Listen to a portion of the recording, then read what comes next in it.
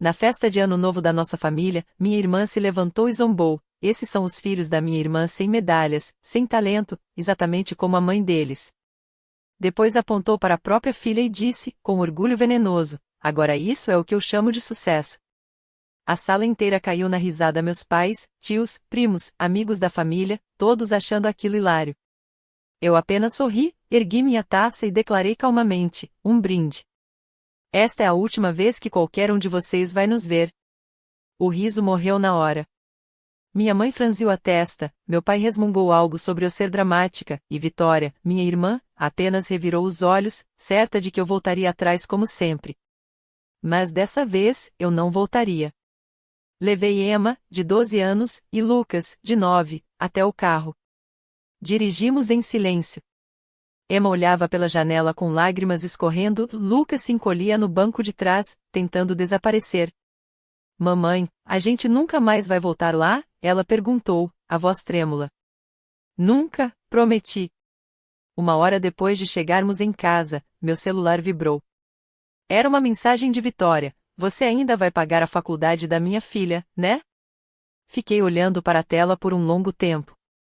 3 anos antes, quando o casamento dela desmoronou e ela ficou sozinha com uma adolescente, eu havia prometido cobrir todas as despesas da faculdade de Sofia. Na época parecia certo, eu tinha condições, ela não. Mas agora, depois daquela noite, algo em mim tinha mudado. Abri o laptop. Trabalho há 15 anos com planejamento patrimonial e consultoria financeira, e construí, em silêncio, uma carreira sólida. Fui eu quem criou e abasteceu o fundo universitário de Sofia, com mais de $200 mil. Fiz 3 ligações, para meu advogado, David Shen, para minha assessora financeira, Patrícia Monroe, e para o setor de admissões da Universidade Cornell, onde Sofia havia sido aceita. Depois, respondi a Vitória com uma única palavra, não. O celular explodiu em ligações e mensagens dela, dos meus pais, de primos distantes. Bloqueei todos. Na manhã seguinte, levei Emma e Lucas ao restaurante que eles mais gostavam. Pedimos panquecas com gotas de chocolate e falamos sobre tudo, menos sobre a festa. Posso dizer uma coisa? Perguntei, observando-os colocar calda nos pratos. Tenho orgulho de vocês, dos dois. Emma hesitou, mas a gente não tem medalhas. Eu segurei a mão dela. Você toca piano lindamente, aprendeu sozinha a compor músicas. E o Lucas construiu um robô com sucata que realmente se mexe e acende. Vocês são gentis, criativos, inteligentes. Isso não é nada? É tudo. Nos dias seguintes, sentei com meus consultores e reestruturei o fundo da faculdade de Sofia. O dinheiro continuaria reservado para a educação, mas apenas em uma universidade pública do estado. Nada de escolas particulares, nada de Ivy League. Ainda era uma quantia generosa, suficiente para 4 anos com orçamento controlado, mas não o cheque em branco que Vitória esperava. A matrícula em Cornell custava mais de $60 mil por ano, e a universidade exigiria comprovação financeira até o fim de fevereiro. Era 2 de janeiro. E eu tinha acabado de redefinir os limites de uma vez por todas. Passei horas com Patrícia, minha assessora financeira, revisando cada detalhe. Ela me conhecia há 12 anos e já tinha presenciado de perto a dinâmica tóxica da minha família em alguns jantares desastrosos. Você tem certeza disso? Perguntou, embora sua voz mostrasse que ela já sabia a resposta. Tenho plena certeza, respondi. Quero tudo documentado, cada conversa, cada decisão, tudo respaldado por precedentes legais. Patrícia soltou um leve suspiro. Vitória vai surtar. Vitória vai aprender que ações têm consequências. Assinei mais um formulário, com a mão firme e decidida. Patrícia se recostou na cadeira, me observando com algo parecido com admiração. Nunca vi você assim. Você sempre foi tão complacente com eles. Eu era um capacho, corrigi. Há uma diferença entre ser gentil e ser pisada. Eu deixava que me humilhassem porque achava que, um dia, finalmente me enxergariam. De verdade. Agora sei que nunca vão. Eles não querem me ver. Querem apenas um figurante na história da Vitória, alguém que a faça parecer melhor por contraste. Os documentos de reestruturação foram finalizados em 5 de janeiro. Vitória recebeu a notificação oficial no dia 8. Meu telefone tocou 17 vezes naquele dia. Não atendi nenhuma. No dia 9, ela apareceu no meu trabalho. Melissa, minha recepcionista, me ligou em pânico. Ela está fazendo um escândalo na recepção. Chama a segurança. Saí da sala e encontrei Vitória gritando com ela, o rosto vermelho, os olhos cheios de raiva. Alguns clientes na sala de espera filmavam com seus celulares. Você não pode fazer isso, ela berrou assim que me viu. Esse dinheiro é da Sofia. Você prometeu. Mantenha a voz baixa, respondi friamente. Você está incomodando meus clientes. Eu não me importo com seus clientes. Você está destruindo a vida da minha filha. Não estou destruindo nada. Ainda há dinheiro para a educação dela, só não em Cornell. Cornell é o sonho dela. Então ela deveria ter se inscrito para bolsas, como todo mundo. Ou talvez você devesse ter economizado para isso, em vez de presumir que eu bancaria o futuro da sua filha. A boca de Vitória se abriu em choque. Você é minha irmã. Família ajuda família. Família não zomba dos filhos dos outros. Família não ri quando crianças são humilhadas. Mantive o tom profissional. Você teve a chance de ser família. Escolheu a crueldade. Agora lide com as consequências. Mamãe e papai estão furiosos com você. Imagino. Que se juntem a você na decepção. Sofia se esforçou tanto para ser aceita. E pode continuar se esforçando numa universidade pública. Muita gente bem-sucedida se formou em escolas assim, Vitória. Ou isso não é prestigiado o suficiente para você?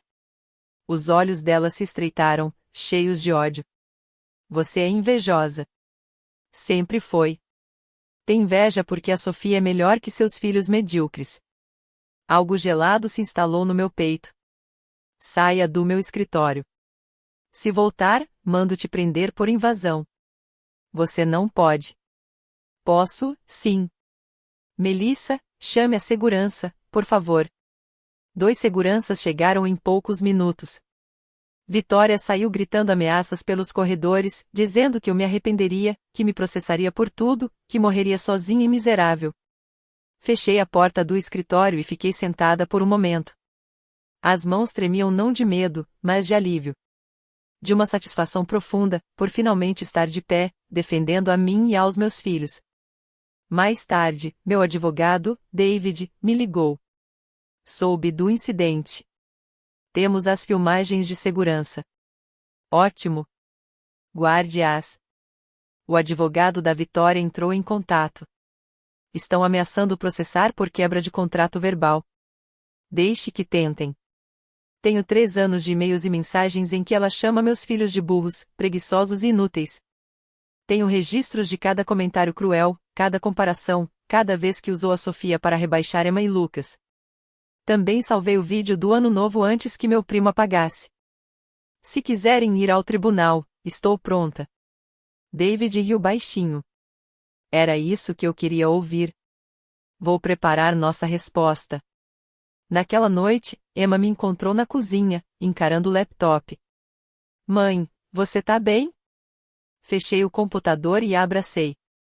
Tô melhor do que nunca. Cansei de deixar que nos tratem mal.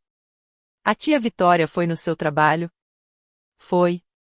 Tava brava por causa do fundo da faculdade da Sofia. Por que você mudou? Olhei para minha filha tão inteligente e sensível, com apenas 12 anos. Mudei, sim. Porque não vou recompensar quem machuca vocês. A vovó já me chamou de medíocre, Emma murmurou. Ano passado, depois do meu recital. Disse que eu devia desistir do piano porque nunca seria tão boa quanto as outras crianças. Meu coração se partiu. Você nunca me contou isso. Não queria te deixar triste. Você sempre ficava estressada depois das visitas. Eu ficava porque estar perto deles era exaustivo. Sempre pisando em ovos para evitar alguma crueldade. Segurei o rosto dela com as mãos. Você não é medíocre, Emma. Você é excepcional. E sua avó está errada sobre tudo o que realmente importa. Ela me abraçou com força, chorando baixinho. Quanto sofrimento meus filhos tinham carregado, tentando me proteger da verdade sobre a minha própria família. Lucas apareceu na porta, com um robô nos braços. A gente nunca mais vai voltar? Nunca, prometi mais uma vez. Acabou. Não vamos mais conviver com quem nos faz sentir pequenos. Meu celular continuava tocando de números desconhecidos. Ignorei todos. Em vez disso, me concentrei nos meus filhos. Passamos a semana entre o Natal e o Ano Novo fazendo tudo o que eles queriam. Fomos a museus, ao cinema, e ao parque de trampolins que Lucas tanto pedia. Emma e eu passamos uma tarde inteira numa loja de música. Ela experimentou vários teclados até encontrar um que fez seu rosto se iluminar. Comprei sem hesitar, junto com o software de composição que ela sonhava em ter. Sério? Ela perguntou, quase sem fôlego. Sério. Quero ouvir o que você vai criar. No dia 6 de janeiro, minha mãe apareceu no meu escritório. Melissa me avisou, a voz tensa, tem uma mulher aqui dizendo que é sua mãe. Diga que não estou disponível. Ela disse que vai esperar. Então vai esperar muito. Pela janela, observei minha mãe andar de um lado para o outro na recepção por 20 minutos, até finalmente ir embora, furiosa. Na manhã seguinte, ela voltou dessa vez com reforços, minha tia Linda e minha prima Raquel. Formaram uma pequena delegação no saguão, falando alto sobre filhas ingratas e deveres familiares. Liguei para a segurança do prédio. Há 3 mulheres assediando minha equipe e perturbando os outros escritórios. Por favor, tirem-nas daqui. O rosto da minha mãe ficou roxo quando o segurança se aproximou. Ouvi sua voz subir em indignação. Eu sou a mãe dela. Ela não pode me mandar embora. Senhora, a senhora precisa se retirar, disse o segurança com firmeza. Isso é um absurdo. Nathalie, saia daí e me enfrente como uma adulta. Fiquei em silêncio dentro do meu escritório. Depois de alguns minutos, elas finalmente foram embora. Melissa apareceu na porta, visivelmente nervosa. Sinto muito que você tenha que passar por isso. Não peça desculpas, respondi. Você agiu perfeitamente. Hesitei por um instante e então decidi. Se alguma delas voltar aqui, pode chamar a polícia imediatamente. Vou registrar uma ordem formal de proibição de entrada contra as 3. As sobrancelhas de Melissa se ergueram. Uau, você está falando sério. Mortalmente séria. Elas já apareceram 2 vezes, atrapalhando meu trabalho. Não vou tolerar isso. Naquela noite, chegou uma carta registrada em minha casa. Abri e encontrei uma notificação do advogado da Vitória, exigindo o pagamento integral dos custos da faculdade de Sofia.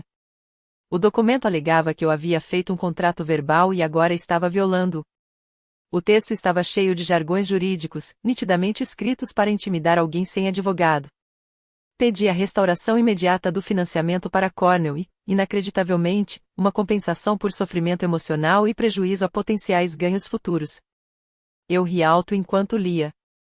Encaminhei a carta para David com uma mensagem curta: resolva isso. A resposta dele veio em menos de 1 hora: com prazer. As 2 semanas seguintes foram um espetáculo jurídico à parte, que acompanhei à distância e com uma xícara de café na mão. David, ex-promotor e dono de uma mente afiada como lâmina, não tinha paciência para processos frívolos. Estava, na verdade, ansioso por um caso assim. A resposta que enviou ao advogado de Vitória foi, nas palavras dele, profissionalmente devastadora. Ele detalhou, com precisão cirúrgica, cada episódio de abuso e negligência documentado de Vitória contra Emma e Lucas, cada mensagem cruel, cada comparação humilhante, cada encontro de família em que ela usou a própria filha como arma para ferir os meus filhos. Também anexou o vídeo do Ano Novo, aquele que meu primo havia postado no Instagram. Eu havia baixado poucas horas após a festa, prevendo que desapareceria e, de fato, foi apagado no dia seguinte. O vídeo mostrava tudo: Vitória de pé, gesticulando com desdém teatral, a voz pingando desprezo, o riso cúmplice de todos, o rosto da Emma se desfazendo, Lucas tentando desaparecer ao meu lado. E então, minha fala calma, o brinde, e nossa saída digna enquanto Vitória sorria, convencida de sua vitória. David incluiu uma contrademanda por inflição intencional de sofrimento emocional contra menores, com Emma e Lucas como autores, representados por mim. Exigiu indenização, um pedido público de desculpas e uma ordem de restrição. 3 dias depois, o advogado de Vitória retirou o processo. Mas minha mãe tentou outro caminho. Passou a aparecer na escola da Emma, esperando na fila de saída. Na primeira vez, Emma me ligou chorando da secretaria. A vovó está aqui. Disse que só quer conversar, mas o diretor não deixa ela me levar sem sua permissão. Ótimo. Diga ao diretor que estarei aí em 10 minutos. Quando cheguei, encontrei minha mãe discutindo com o diretor e o segurança. Seu rosto se iluminou ao me ver, como se esperasse uma reconciliação emocionante. Nathalie. Finalmente. Diga a eles que está tudo bem eu falar com a Emma. Ela é minha neta. Não respondi, fria. Ela piscou, confusa. O quê? Eu disse não. A senhora não tem permissão para ter contato com meus filhos. Nem na escola, nem em lugar nenhum. Virei-me para o diretor. Quero registrar formalmente que minha mãe não pode buscar nem interagir com nenhuma das minhas crianças. Se ela aparecer novamente, chame a polícia. Você não pode fazer isso. Gritou minha mãe, a voz em histeria. Eles são meus netos. Olhei para ela, sem emoção. A senhora riu quando Vitória humilhou seus netos. Ficou bebendo champanhe enquanto eles tentavam não chorar. Meu tom permaneceu gelado. A senhora fez a sua escolha. Agora viva com ela. Eu não ri. Riu sim, ela retrucou. Está no vídeo. Quer que eu te mostre? A boca dela se abriu e fechou sem som. O diretor parecia extremamente desconfortável. O segurança mudou de posição, pronto para intervir se fosse necessário. Emma e Lucas são meus bebês, minha mãe tentou novamente, agora no papel de avó ferida. Eu os amo. Amor não humilha, respondi friamente. Amor não fica de braços cruzados enquanto alguém destrói crianças por diversão. O que você sente não é amor. É posse. Preenchi ali mesmo os formulários, listando minha mãe, Vitória e outros familiares como pessoas proibidas de ter contato com meus filhos. O diretor garantiu que a escola cumpriria as restrições à risca. Minha mãe saiu chorando, mas eu não senti nada além de uma satisfação sombria por ter protegido meus filhos de mais uma emboscada. No fim de fevereiro, o prazo para os documentos financeiros de Cornell expirou. Segundo minhas fontes, a filha da Melissa estudava lá e conhecia Sofia do colégio. A admissão de Sofia foi cancelada quando as provas de financiamento não apareceram. Vitória publicou um longo e venenoso desabafo no Facebook sobre irmãs ingratas e promessas quebradas. Eu nem cheguei a ver, mas 3 ex-amigas me mandaram capturas de tela, como se esperassem que eu me sentisse culpada. Eu não senti nada, só alívio. Finalmente, o cordão tinha sido cortado. Emma chegou em casa radiante após a aula de piano. A professora Rodrigues disse que estou pronta para o recital da primavera. Ela quer que eu toque uma das minhas composições. Abracei-a com força. Isso é incrível, meu amor. Ela disse que eu tenho talento de verdade, Emma murmurou, surpresa, como se nunca tivesse acreditado nisso antes. Eu sei que tem, respondi. Lucas entrou correndo na cozinha com seu robô na mão. Mãe, olha. Consertei o braço. Agora ele consegue pegar coisas. Observei enquanto ele demonstrava, o rosto iluminado de orgulho. Esse garoto, que um dia foi chamado de sem talento, havia aprendido engenharia básica sozinho, assistindo a vídeos no YouTube movido apenas pela determinação. Você é incrível, eu disse. Eu queria entrar no clube de robótica da escola, tudo bem para você? Perguntou tímido. Mais que tudo. Vamos te inscrever amanhã. Em março, chegou outra carta do advogado de Vitória, desta vez ameaçando um processo por sofrimento emocional e alienação familiar. A resposta de David foi rápida e implacável, uma notificação de cessar e desistir, detalhando cada ato documentado de abuso emocional cometido por Vitória, incluindo o incidente de Ano Novo capturado em vídeo. A ameaça cessou, mas o assédio não. Só mudou de forma. Macacos voadores, David os chamava. Gente que sua família manda para fazer o trabalho sujo. Parentes distantes que eu mal conhecia começaram a me enviar mensagens cheias de preocupação, pedindo reconciliação e perdão. Velhos amigos da família ligavam dizendo que eu estava sendo dura demais, que Vitória não quis magoar ninguém, que eu estava destruindo a família. Você está acabando com seus pais, disse a tia Linda em uma ligação particularmente agressiva que eu atendi por engano. Sua mãe chora todo dia. Seu pai está com a pressão alta. Tudo porque você não sabe levar uma piada. Uma piada, repeti, fria. Vitória tem um senso de humor afiado. Sempre teve. Você é que é sensível demais. Ela chamou meus filhos de sem talento diante de todos, comparou-os com a filha dela e incentivou as risadas. Isso não é humor, Linda. É crueldade. Ah, pelo amor de Deus. Crianças precisam ter casca grossa. O mundo é cruel. O mundo já é cruel bastante. O lar deveria ser seguro. A família deveria ser segura.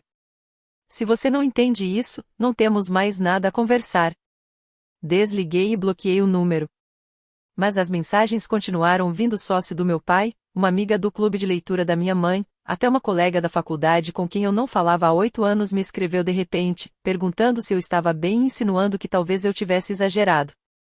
Quanto minha mãe te pagou para me mandar mensagem? Perguntei. Silêncio. Depois veio a resposta. Ela só está preocupada com você. Bloqueei também. A enxurrada era cansativa. Todos os dias havia uma nova tentativa de me desgastar, de me fazer sentir culpada, de me convencer de que eu era o problema.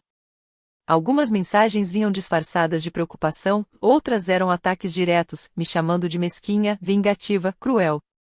Comecei a registrar tudo, cada ligação, cada mensagem, cada tentativa de contato. David sugeriu que seria útil caso precisássemos entrar com uma ação por assédio. Eles não vão parar, ele me alertou. Pessoas assim nunca param. Vão escalar até você ceder ou conseguir uma ordem de restrição. O que você recomenda? Perguntei. Documente tudo. Não responda nada. Deixe que cavem a própria cova. O clube de robótica virou o refúgio de Lucas. Os colegas não sabiam nada sobre nossa história, viam apenas um garoto inteligente e criativo que construía robôs incríveis. A capitã da equipe, Jenna, uma menina de 14 anos, tratava-o como um igual, pedindo sua opinião e aplicando suas ideias. A Jenna disse que meu sistema de engrenagens foi genial. Lucas contou um dia, vibrando de empolgação. Disse que eu penso fora da caixa. E é verdade, respondi, bagunçando o cabelo dele. O treinador Marcos quer que eu lidere o design do braço do robô de competição. Disse que eu tenho a melhor noção espacial do time. Ver meu filho florescer, cheio de propósito e confiança, fazia tudo valer a pena. Ele finalmente recebia o que merecia, reconhecimento, incentivo e fé em suas habilidades. As aulas de piano de Emma com o novo professor, Michael Harrison, do conservatório, abriram um novo mundo para ela. Ele a tratava como uma musicista de verdade, não como uma criança brincando. Passava exercícios desafiadores, apresentava novos compositores e a ensinava a explorar a emoção por trás de cada nota. Hoje ele me fez chorar, Emma disse após a terceira aula. Meu coração parou. O que aconteceu? Não de tristeza.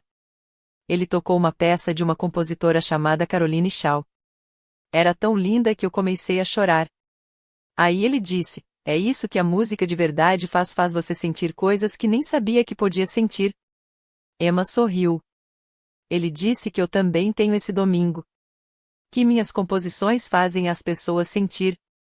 Ela me mostrou a peça em que estava trabalhando uma mistura complexa de temas, ao mesmo tempo delicada e poderosa. Nas margens, o professor havia escrito, lindo fraseado aqui. Confie nos seus instintos, disse o professor Harrison. Isso é obra de uma compositora de verdade. Ele te chamou de compositora de verdade, eu disse, com a voz embargada de emoção. Ele disse que talento é comum, mas a capacidade de transmitir emoção através da música é rara, Emma contou, os olhos brilhando. E que eu tenho as duas coisas. Ela me olhou com um espanto terno. Ninguém nunca me disse que eu era boa em alguma coisa antes. Boa de verdade. Você é boa em tantas coisas, meu amor, respondi. Eu sei disso agora. Mas antes, tudo que eu ouvi era sobre como a Sofia tirava notas perfeitas, vencia competições de debate e entrou em Cornell. Eu achava que sucesso era isso. Mas agora eu entendo, sucesso tem um rosto diferente para cada pessoa. O caminho da Sofia não é o meu. E isso não faz o meu menos valioso. Através de conhecidos em comum, soube que Sofia havia se matriculado em um colégio comunitário, planejando transferir-se depois de 2 anos. Vitória tinha se mudado para a casa dos meus pais, incapaz de bancar o próprio apartamento. Minha mãe contava a quem quisesse ouvir que eu havia destruído o futuro da minha sobrinha por pura maldade. Às vezes eu me perguntava se algum deles se lembrava do que riram naquela noite, se alguma vez pensaram em como aquelas palavras tinham machucado 2 crianças que não fizeram nada além de existir. Provavelmente não. A primavera chegou, trazendo o recital de Emma. Ela usava um vestido azul escuro e apresentou sua composição original, uma peça melancólica chamada Invisível, com tanta emoção que vi pessoas na plateia enxugando lágrimas. Quando ela se curvou, o aplauso foi ensurdecedor. Depois, me encontrou no meio da multidão, sorrindo de orelha a orelha. Você ouviu? Eles amaram. Claro que amaram, respondi. Você é incrivelmente talentosa. Em abril, a equipe de robótica de Lucas chegou à competição regional. Eles não venceram, mas o robô funcionou perfeitamente, e os juízes elogiaram o design inovador dele. Lucas voltou para casa com uma medalha de 3º lugar e um certificado, que pendurou com orgulho no quarto. 100 medalhas, né? Disse ele, olhando satisfeito para o troféu. Eu apenas sorri. Nenhuma mesmo. Em maio, recebi um convite para o casamento da minha prima Raquel, uma das pessoas que haviam rido naquela noite. Respondi não sem explicação. Ela me ligou, confusa e magoada. Nathalie, o que está acontecendo?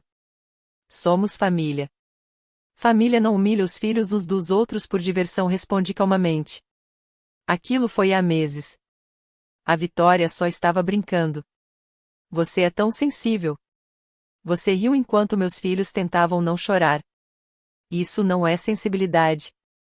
É consequência. Você vai jogar fora toda a nossa relação por causa disso? Eu não estou jogando nada fora. Só cansei de fingir que crueldade disfarçada de piada é aceitável só porque temos o mesmo sangue. Ela desligou. Eu deletei o contato e segui em frente. Mas o casamento de Raquel acabou virando um ponto de virada e não do jeito que eu esperava. Sem mim lá, a família aparentemente passou a recepção inteira falando sobre mim, sobre como eu tinha mudado, como eu estava fria, como eu abandonei todo mundo por nada. Soube disso por Kelly, uma velha amiga que tinha sido convidada e testemunhou tudo. Ela me ligou no dia seguinte, indignada. Nathalie, eles passaram horas te difamando. Sua mãe fez um discurso inteiro sobre filhos ingratos e famílias destruídas. A Vitória chorou no jantar de ensaio dizendo que você acabou com os sonhos da Sofia. Foi um pesadelo. Parece típico, murmurei. Mas nem todo mundo concordou com eles. A família do noivo estava lá e ficou claramente desconfortável. Algumas pessoas perguntaram por que você tinha cortado o contato. Quando sua mãe contou sobre o incidente de Ano Novo, várias pessoas ficaram horrorizadas. Sério? Perguntei. Sim. Uma das tias do noivo chegou a dizer, espera aí, ela insultou seus netos na frente de todo mundo, e você está brava porque sua filha os protegeu? Sua mãe tentou amenizar, disse que não tinha sido tão ruim, mas as pessoas tinham celulares. Alguém ainda tinha o vídeo do Instagram daquela noite, antes de seu primo deletar, e mostraram ali mesmo. Sentei pesadamente. Eles viram o vídeo? Viram. E Nathalie, é pior do que você imagina. Visto de fora, sem o contexto familiar, parece só uma mulher adulta zombando de crianças enquanto todos riem. A família do noivo ficou chocada. Ouvi a mãe dele dizer depois que a sua família tem sérios problemas de disfunção. Provavelmente a maior verdade dita naquela festa, respondi. Eu só queria que você soubesse que nem todo mundo acha que você está errada. Alguns de nós enxergamos o que realmente aconteceu. E, por mais que demore para dizer, me desculpa por não ter falado nada naquela noite. Eu devia ter dito. A ligação de Kelly significou mais do que ela imaginava. Eu vinha carregando o peso de ser a vilã da história da família, me perguntando se tinha exagerado, se estava sendo dura demais. Mas não estava. Eu tinha protegido meus filhos de pessoas que mostraram não ser dignas do coração deles. Junho chegou com o recital de fim de semestre de Emma com o professor Harrison. O conservatório organizou o evento em um salão de concertos deslumbrante, com acústica perfeita e poltronas de veludo. Emma apresentou 3 peças, 2 clássicas e uma de sua própria composição. A peça original de Emma, intitulada Emergência, foi simplesmente deslumbrante. Começava suave e hesitante, crescendo lentamente até se transformar em algo poderoso e triunfante. A plateia permaneceu em silêncio absoluto enquanto ela tocava, e, quando terminou, o aplauso foi imediato e estrondoso. O professor Harrison levantou-se e aplaudiu junto com todos, o rosto radiante de orgulho. Emma fez uma reverência, o rosto iluminado, e me encontrou na plateia. Eu murmurei "eu te amo", e vi o sorriso dela se alargar ainda mais. Depois, várias pessoas se aproximaram de nós, outros pais, professores de música, até alguns alunos avançados do conservatório. Todos queriam parabenizá-la, dizer o quanto haviam se emocionado com sua performance. Sua filha tem um talento excepcional, disse uma mulher, apresentando-se como doutora Miranda Shen, professora de música na Universidade Estadual. Ela já considerou se inscrever no nosso programa de jovens compositores? Aceitamos alunos do ensino médio para um treinamento intensivo de verão. Os olhos de Emma se arregalaram. Sério? Sério, respondeu a professora, sorrindo. Ficarei feliz em enviar as informações. Trocamos contatos, e a doutora Shen passou mais 10 minutos conversando com Emma sobre teoria da composição e música clássica contemporânea. Emma ouvia com atenção absoluta, fazendo perguntas inteligentes e absorvendo cada palavra. No caminho de volta para casa, ela mal conseguia ficar parada de tanta empolgação. Mãe, você ouviu o que ela disse? Uma professora da universidade acha que eu sou boa o suficiente para o programa deles. Você é boa o suficiente. É mais do que boa o suficiente, respondi. A tia Vitória dizia que eu não tinha talento, murmurou Emma. Por anos, toda vez que a gente se via, ela comentava que eu estava perdendo tempo com música, que devia me concentrar em notas e debates, como a Sofia. Eu comecei a acreditar nela. Eu devia ter te protegido disso antes, falei, sentindo um nó no peito. Você nos protegeu quando mais importava, respondeu Emma, apertando minha mão. Obrigada por escolher a gente. No mesmo mês, a equipe de robótica de Lucas conquistou o 3º lugar na competição regional. O design que ele criou para o braço do robô foi citado pelos juízes como inovador e tecnicamente impecável. Ele voltou para casa com um troféu, uma medalha e um certificado, que organizou com cuidado na prateleira do quarto. O técnico Marcos disse que eu devia me inscrever no programa estadual de STEM no ano que vem, contou, orgulhoso. É competitivo, mas ele acha que eu tenho boas chances. Claro que tem, eu disse. O vovô dizia que eu era ruim em matemática, ele continuou, passando o dedo pela borda da medalha. Lembra?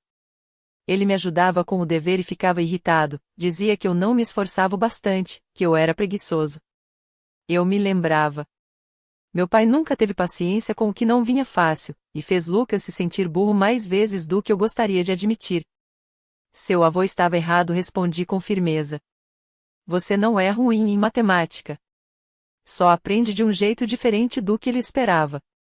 Esse é o erro dele, não o seu. O verão trouxe novas oportunidades. Emma participou de um acampamento de composição musical na universidade local e floresceu entre outros jovens compositores. Lucas entrou em um programa de robótica de verão e voltava todos os dias empolgado, falando sobre servos e linguagens de programação que eu mal compreendia. Os dois pareciam mais altos, mais seguros. O olhar triste que carregavam naquela noite tinha desaparecido, substituído pela luz viva de crianças que finalmente sabiam o quanto eram valorizadas. Em agosto, recebi uma mensagem de um número desconhecido. Demorei um instante para perceber que era da Sofia. Desculpa pelo que minha mãe disse no ano novo. Queria ter falado antes, mas ela não deixou eu te procurar. Estou na faculdade comunitária agora. É até bem legal. Tenho aprendido muito. Só queria que você soubesse que não te culpo por nada. Fiquei olhando para aquela mensagem por um longo tempo. Sofia sempre estivera presa no meio da disfunção de Vitória, moldada pelos valores e prioridades da mãe de formas que nem eram totalmente culpa dela. Obrigada por me escrever, digitei de volta. Fico feliz que a faculdade esteja indo bem. Você é sempre bem-vinda para conversar comigo, sem sua mãe por perto. Ela nunca aceitou o convite, mas o simples fato de ter me procurado já mostrava que algo havia mudado mesmo que só um pouco. Setembro trouxe o novo ano letivo. Emma começou o 7º ano e se inscreveu imediatamente no programa de música da escola. Lucas entrou no 4º ano e se matriculou na turma avançada de ciências. No dia 30, recebi um convite formal para a festa de 40 anos de casamento dos meus pais, uma grande celebração que eles vinham planejando havia meses. Joguei o convite direto na lixeira reciclável. Meu pai ligou no dia seguinte. Nathalie, precisamos conversar. Não, não precisamos. Você realmente não vai à festa de aniversário de casamento? Sua mãe está arrasada. Ela devia ter pensado nisso antes de rir dos próprios netos. Pelo amor de Deus, isso foi há 9 meses. Até quando você vai guardar esse rancor? Não é rancor, pai. É limite. Vocês me mostraram exatamente quem são e o que valorizam. Estou apenas acreditando em vocês. Vitória é sua irmã. Sofia é sua sobrinha. Somos sua família. Família não faz o que vocês fizeram. Família protege as crianças, não as humilha por diversão. Você está sendo irracional. Então acho que sou irracional. Adeus, pai. Desliguei o telefone e bloqueei o número dele também. A festa de aniversário aconteceu sem nós. Em vez disso, levei Emma e Lucas a um parque de diversões, onde passamos o dia inteiro andando em montanhas russas, comendo comidas caras e rindo até doer a barriga. Esse é o melhor sábado de todos, declarou Lucas, com o rosto todo lambuzado de algodão doce. Emma concordou, sorrindo. Muito melhor do que uma festa chata. Bem melhor, confirmei. Outubro trouxe um clima mais fresco e uma paz que eu não sentia havia anos. Eu havia parado de esperar que minha família pedisse desculpas ou mudasse. Parei de sonhar que um dia viriam meus filhos como eu os via, inteiros, dignos, valiosos. Eu simplesmente segui em frente, sem eles. A professora de música de Emma me chamou para uma reunião. Meu coração apertou, temendo problemas. Mas a senhora Rodrigues estava sorrindo. Emma tem um talento extraordinário, disse. Dou aula há 23 anos e raramente encontro alunos com o mesmo nível de compreensão intuitiva da composição. Você já pensou em aulas particulares com um professor mais especializado? Eu nem tinha considerado isso. Há um professor no conservatório que aceita alguns poucos alunos jovens por ano. Gostaria de recomendar a Emma, se você estiver interessada. Emma, o que acha? Perguntei. Seus olhos brilhavam. Sério? O conservatório? Na semana seguinte, nos reunimos com o professor. Ele ouviu Emma tocar 3 de suas composições, fez perguntas sobre o processo criativo e suas influências. Quando ela terminou, ele se recostou na cadeira e a observou com atenção. Você tem algo especial, disse ele. Algo que não se ensina, só se cultiva. Seria uma honra trabalhar com você. O nome dele era Professor Michael Harrison, e ele se tornou uma figura transformadora na educação musical de Emma. Ela parecia prestes a flutuar de tanta felicidade. No caminho de volta para casa, virou-se para mim com lágrimas nos olhos. A tia Vitória disse que eu não tinha talento.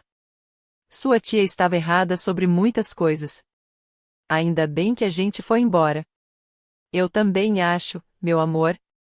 Enquanto isso, a equipe de robótica de Lucas começou a se preparar para a competição estadual. Ele passava horas na garagem que eu havia transformado num espaço de trabalho, ajustando e testando sua mais nova criação. Os professores me contaram que ele vinha se destacando em matemática e ciências, mostrando aptidão real para engenharia. Em novembro, Vitória me enviou um pedido de amizade no Facebook. Recusei.